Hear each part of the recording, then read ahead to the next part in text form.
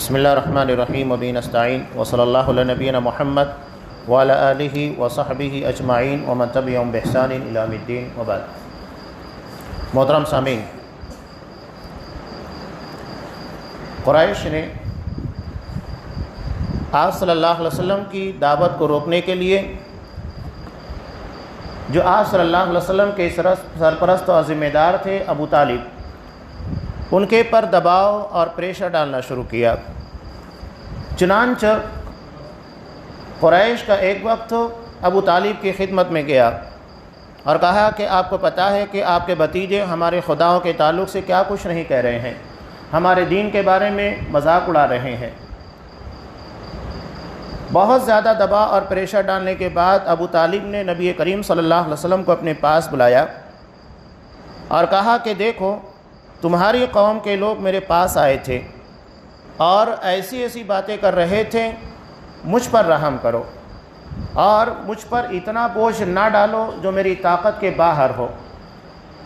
آپ صلی اللہ علیہ وسلم نے جب یہ دیکھا کہ ابو طالب اپنی سرپرستی سے ہٹنا چاہ رہے ہیں یا قریش کے دباؤ کی بنیاد کے پر آپ کے پر زیادہ گہرا اثر پڑ چکا ہے، چنانچہ آپ صلی اللہ علیہ وسلم نے کہا کہ دیکھیے چچا، میں اپنے اس مشن سے باز آنے والا نہیں، یہ ذمہ داری مجھے اللہ کی طرف سے ملی ہے۔ یہاں تک کہ اگر لوگ میرے داہنے ہاتھ میں سورج بائیں پہ چاند بھی رکھ دے تب بھی میں اپنا مشن اور اپنا مقصد اپنے ٹارگٹ کی طرف بڑھتا رہوں گا۔ اور یہ کہہ کر آپ صلی اللہ علیہ وسلم جانے لگے۔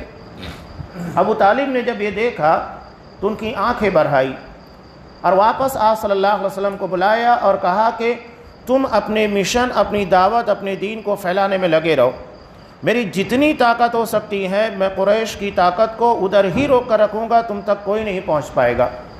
یہ ان لوگوں کی دھمکی کا اثر تھا اور یہ پہلا طریقہ۔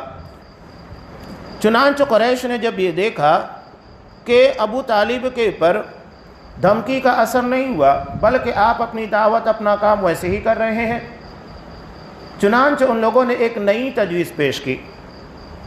ولید بن مغیرہ کا لڑکا عمارہ، اسے ابو طالب کی خدمت میں لا کر پیش کر دیا، کہا کہ دیکھو ایک کام کرو، تم اپنے بھتیجے کو ہمارے حوالے کرو اور یہ عمارہ تمہارا اپنا بیٹا ہوگا، اس کی دیت، خون بہا، ساری ذمہ داریاں تمہارے حوالے۔ ابو طالب نے کہا کہ یہ تو بہت بیکار سودا ہے کہ تم میرے بھتیجے کو لے کر جاؤ گے تاکہ اس کو مار دو اور میں تمہارے بیٹے کو اپنے پاس رکھوں، اس کی ذمہ داریاں اٹھاؤں۔ نہیں، یہ نہیں ہو سکتا۔ اس وقت تو متیم بن عدی نے کہا کہ ابو طالب یہ اچھی تجویز ہے، اس کو قبول کر لو، لیکن ابو طالب اس بات کے لیے تیار نہیں ہوئے۔ جب یہ سازش بھی ناکام رہی، اس کے بعد قریش نے آپ صلی اللہ علیہ وسلم کے قتل کی پلاننگ کی کہ جب یہ دیکھا گیا کہ کسی طریقے سے معاملہ نہیں حل ہو رہا ہے تو کیوں نہ آپ صلی اللہ علیہ وسلم کا چراغ ہی گل کر دیا جائے تاکہ معاملہ ختم ہو جائے۔ چنانچہ اس کے لیے ان لوگوں نے آپس میں گفتگو کی اور گفتگو کرنے کے بعد سب سے پہلے اس بات کے لیے پیش قدمی کرنے والا ابو لہب کا بیٹا عتیبہ تھا، شروعات کرنے والا۔ ایک مرتبہ اس نے نبی کریم صلی اللہ علیہ وسلم کو دیکھا تو کافی گالیاں بکی، آپ صلی اللہ علیہ وسلم کے خلاف کافی باتیں کی اور یہ بھی کہا کہ جو سورہ تمہارے پر نازل ہوئی ہے والنجم اذا ہوا، میں اس کا انکار کرتا ہوں، کفر کرتا نہیں مانتا۔ آپ صلی اللہ علیہ وسلم نے کہا کہ اللہ اپنے کتوں میں سے کوئی ایک کتا تجھ پر چھوڑ دے۔ چنانچہ ہوا یوں کہ ایک مرتبہ یہ ملک شام کی طرف قافلے میں گیا ہوا تھا۔ جب یہ قافلہ ایک مقام کے پر پڑاؤ ڈالنے کے بعد لوگوں نے دیکھا کہ ایک شیر اس قافلے کا چکر لگا کر چلا گیا۔ عتیبہ نے جیسے ہی دیکھا اس شیر کو، کہا کہ دیکھو محمد صلی اللہ علیہ وسلم گرچہ مکہ میں ہیں لیکن انہوں نے وہاں ہوتے ہوئے میرے قتل کی پلاننگ کر دی۔ لوگوں نے احتیاط کے طور پر رات میں عتیبہ کو قافلے کے بالکل بیچ میں سلا دیا، لیکن ہوا یوں کہ رات کے وقت جب وہ شیر آیا، سب کو پھلانگتے ہوئے وہ سیدھا عتیبہ کے پاس گیا اور اس کو جگہ کے پر ختم کر دیا۔ یہ آپ صلی اللہ علیہ وسلم کی بد دعا کا اثر تھا۔ اس کے بعد عقبہ بن ابی معیط، اس نے ایک مرتبہ نبی کریم صلی اللہ علیہ وسلم کو حالت سجدہ میں ایسے روندا کہ ایسا لگتا تھا کہ بس آپ کی جان نکل جائے گی۔ ابن اسحاق کی روایت کے مطابق جیسا کہ یہ بیان کرتے ہیں، ابو جہل نے ایک مرتبہ کہا کہ لوگوں، محمد صلی اللہ علیہ وسلم کا کیا معاملہ ہے سب کو پتہ ہے، وہ ہمارے دین کا کس طرح مذاق اڑا رہا ہے، ہمارے آباء و اجداد کے طور طریقوں کو نہیں مانتا ہے۔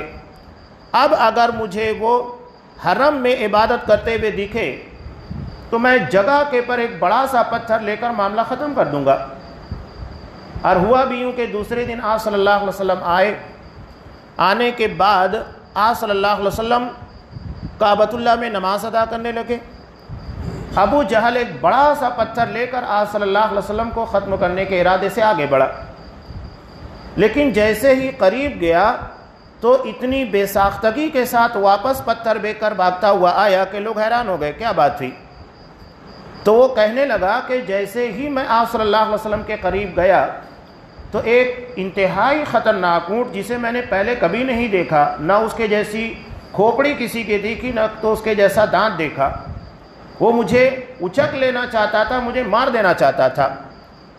آپ صلی اللہ علیہ وسلم نے کہا وہ حضرت جبرائیل تھے، اگر وہ قریب آتا تو اس کو اچک لیا جاتا۔ تو یہ آپ صلی اللہ علیہ وسلم کے ختم کرنے اور آپ کے معاملے کو مٹانے کی کوشش کا ایک حصہ تھا۔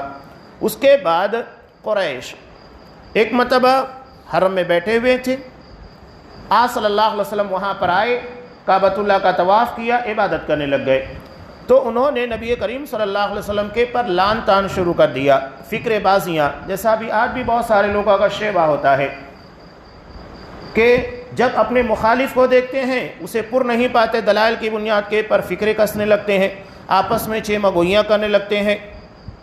یہ فضول قسموں کی باتیں ہیں، شریعت میں ان ساری چیزوں کا کوئی دخل ہے ہی نہیں، نہ اس کا تصور ہے، نہ ان چیزوں کو مانا جاتا ہے۔ اب جب یہ معاملہ ہوا تو نبی کریم صلی اللہ علیہ وسلم نے ان کی لان تان کے جواب میں صرف اتنا کہا، یہ نہیں کہ انہیں ڈانٹنا شروع کیا، صرف اتنا کہا، قریش کے لوگوں میں تمہارے پاس ذبح کا، قتل کا پیغام لے کر آیا ہوں۔ آپ صلی اللہ علیہ وسلم کا یہ کہنا تھا کہ سارے لوگوں کے چہرے پھک پڑ گئے اور انہوں نے اچھے انداز میں آپ صلی اللہ علیہ وسلم سے بات کر کے جدا کر دیا۔ لیکن دوسرے روز جب آپ صلی اللہ علیہ وسلم آئے، خود عمرو بن عاص رضی اللہ تعالیٰ عنہ جس وقت مسلمان نہیں تھے اور ان لوگوں کے ساتھ شامل تھے، آپ صلی اللہ علیہ وسلم جب نماز ادا کر چکے، نماز ادا کرنے کے بعد فارغ ہوئے تو عقبہ بن ابی معیط نے آپ صلی اللہ علیہ وسلم کے گردن میں چادر ڈالی اور اتنا زور سے اسے امیٹنا شروع کر دیا، قریب تھا کہ آپ کی جان نکل جاتی۔ اتنے میں حضرت ابوبکر صدیق رضی اللہ تعالیٰ عنہ آئے اور اسے دھکا دے کر کنارے ہٹا دیا اور کہا اتقتلون رجلا ان یقول ربی اللہ، تم ایک آدمی کو اس لیے مار دینا چاہتے ہو کہتا ہے کہ میرا رب اللہ ہے، وقد جاءکم بالبینات من ربکم، حالانکہ وہ اپنے ان سارے معاملات کے پر کھلے دلائل لے کر آیا ہے۔ اس کے بعد لوگوں نے آپ صلی اللہ علیہ وسلم کو چھوڑ کر حضرت ابوبکر صدیق کے پر پل پڑے، اتنا مارا کہ جگہ کے پر بے ہوش ہو گئے، چہرے کو خاص طور سے ٹارگٹ کیا گیا، جس بال کو بھی پکڑا جاتا تھا بال جگہ سے اکھڑ جاتا، اتنا مارا گیا۔ اس کے بعد جب ان کے قبیلے کے افراد آئے اور حضرت ابوبکر صدیق کو بچا کر لے کر گئے، ہوش میں آنے کے بعد سب سے پہلا سوال کرتے ہیں کہ محمد صلی اللہ علیہ وسلم کیسے ہیں؟ لوگوں نے کہا کہ بس تم کو یہی فکر لگی رہتی ہے، اور انہیں چھوڑ کر ہٹ گئے۔ جب انہیں بتایا گیا کہ ہاں آپ صلی اللہ علیہ وسلم محفوظ ہیں، تب وہ وہاں سے واپس گئے۔ یہ آپ صلی اللہ علیہ وسلم کے قتل کی کچھ کوششیں تھیں، لیکن اللہ نے انہی سازشوں کے درمیان سے مسلمانوں کے لیے دو بڑے انتہائی طاقتور قسم کے اصحاب کا انتخاب کیا، ایک حضرت حمزہ اور دوسرے عمر بن خطاب رضی اللہ تعالیٰ۔ ایک طرف کفر کی سازشیں چل رہی تھی، آپ صلی اللہ علیہ وسلم کے قتل کی پلاننگ، دوسری طرف اللہ اپنی تدبیر کر رہا تھا اسلام کو تقویت دینے کے لیے۔ یہ چیزوں کے بیان کرنے کا مقصد یہ ہے کہ دعوت توحید میں مشکلات کتنی آتی ہیں۔ آپ صلی اللہ علیہ وسلم نے سودے بازی کہیں نہیں کی، کمپرمائز نہیں کیا، عقیدے کے معاملے میں، دین کے معاملے میں کمپرمائز نہیں ہے۔ مولانا ابوالکلام آزاد رحمہ اللہ ایک بہت پیاری بات کہتے ہیں، حکمت ہو یا مصلحت، یہ بقائے حق کے ساتھ ہے، فنائے حق کے بعد نہیں۔ جہاں حق فنا ہو جاتا ہے وہاں مصلحت ہر حکمت بے معنی چیز ہے۔ ہم یہ سمجھتے ہیں کہ وہ بھی خوش رہیں ہم بھی خوش رہیں، یہ تو مشرکین چاہتے تھے۔ اگر یہ تھیوری اور یہ نظریہ اپنا کر ہم دعوت کا کام کریں گے کبھی کامیاب نہیں ہوں گے۔ آپ صلی اللہ علیہ وسلم نے عقیدہ و منہج کے معاملے میں کہیں پر مداہنت نہیں کی، حالانکہ مشرکین چاہتے تھے کہ اس معاملے میں کچھ کمپرمائز ہو جائے، نہیں، دے کر سارے معاملات میں آپ صلی اللہ علیہ وسلم نے نرمی برتی۔ ان کی بدتمیزیوں کا جواب آپ صلی اللہ علیہ وسلم نے کبھی بھی بدتمیزی سے نہیں دیا، لیکن عقیدہ اور دین کے معاملے میں کوئی سمجھا نہیں تھا، اس لیے کہ یہی اصل بنیاد ہے۔ اور آج جو مسلمانوں کے درمیان ایک بہت بڑا مسئلہ ہے، ہم سمجھتے ہیں کہ سب کو لے کر چلو، تمہارا عقیدہ تمہارا منہج کچھ بھی ہو، بس مداہنت ہونی چاہیے، مصلحت ہونی چاہیے۔ یہ اسلام کا تصور نہیں ہے۔ عقیدہ اور منہج کی بنیاد کے پر اصل اتفاق ہے، اس کے علاوہ اتفاق نہیں ہے۔ اور اس کی سب سے شاندار مثال آپ کو سعودی عرب کے اندر ملے گی۔ شیخ محمد بن عبد الوہاب رحمہ اللہ نے عقیدے سے اپنی دعوت کا آغاز کیا، حالانکہ وہاں لوگ بکھرے ہوئے تھے، منتشر تھے مختلف قبائل میں، برادریوں میں، اور آج بھی یہ چیز وہاں بہت سخت ہے، لیکن عقیدے کی بنیاد کے پر سارے لوگ ایک جگہ آ کر جمع ہو گئے۔ یہی دعوت توحید کی برکت ہوتی ہے۔ ہم عقیدے کو چھوڑ کر، منہج کو چھوڑ کر، چلو تم کچھ بھی کرو، ہمارے ساتھ آ جاؤ، ہمارے پاس آ جاؤ، نہیں۔ انہوں نے عقیدے کو بنیاد بنایا، نتیجہ یہ نکلا کہ اللہ نے سارے لوگوں کو ایک جگہ پر جمع کر دیا۔ اگر ہم کسی اور چیز کو ٹارگٹ کریں گے، مداہنت کریں گے، عقیدے کے پر سمجھوتا کریں گے، دین کے معاملے میں نرمی اختیار کریں گے، تو اس کا نتیجہ یہ نکلے گا کہ آگے چل کر ہمارے بہت سارے معاملات بگڑیں گے، کبھی اتحاد نہیں ہو سکتا، کبھی اتفاق نہیں ہو سکتا۔ تو مولا ابوالکلام آزاد رحمہ اللہ کا یہ جملہ ہمیشہ یاد رکھیے گا کہ حکمت اور مصلحت بقائے حق کے ساتھ ہے، فنائے حق کے بعد نہیں ہے۔ اللہ ہمیں اس کی صحیح سمجھ عطا فرمائے، آمین۔ وآخر دعوانا الحمدللہ رب العالمین۔